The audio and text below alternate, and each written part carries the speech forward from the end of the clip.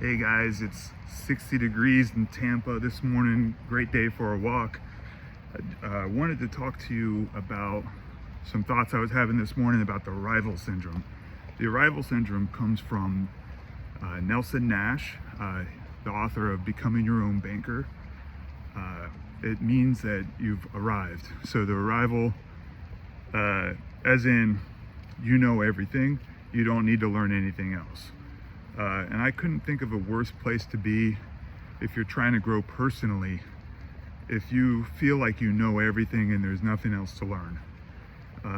So the way I would look at this is look at the people ahead of me, and when I talk to those people, and when I say the people ahead of me, places that I would like to be as well, but when I talk to them and I hear what they're saying, I believe that I know a better way, or they are not doing it the right way, or I wouldn't do it that way, whatever it is. I would consider that somewhat of the arrival syndrome. There might be a better way, but just an example of that would be, I met with an operator that had 4,000 mobile home pads, and we drove our parks, and at the time we had about 300 mobile home pads that we were managing. We were talking about park-owned home rents compared to tenant-owned home rents, and or lot rents. So what happened was I was like gung-ho because the rents were up. We were charging $1,300 a month in POH rent, park-owned home rent, and our assumptions were that the lot rents were like $500. So we thought we were making like $800 just to own the mobile homes. And what his suggestion to us, which he just wanted to see our portfolio, might have been interested in buying it, but his suggestion to us was maybe you're valuing the mobile homes too high. Maybe the mobile homes are worth a lot less than you think. And so that's what we started implementing. So I thought to myself, this guy doesn't know what he's talking about. We're not gonna walk away from $800 a month. This guy has 4,000 units. He has over 10 times more than what we had.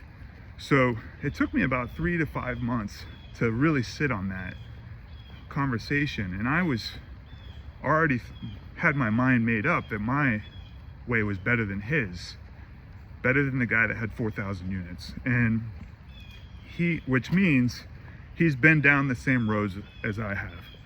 And so long story short, we had 2 failed refinances.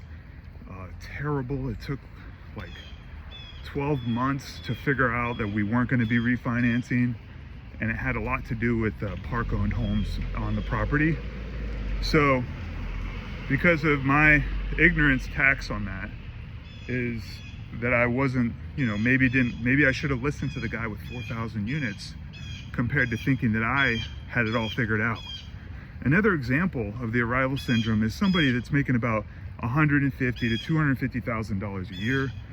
Great income, but when you get to that number, you're gonna want to make more. That's been my experience.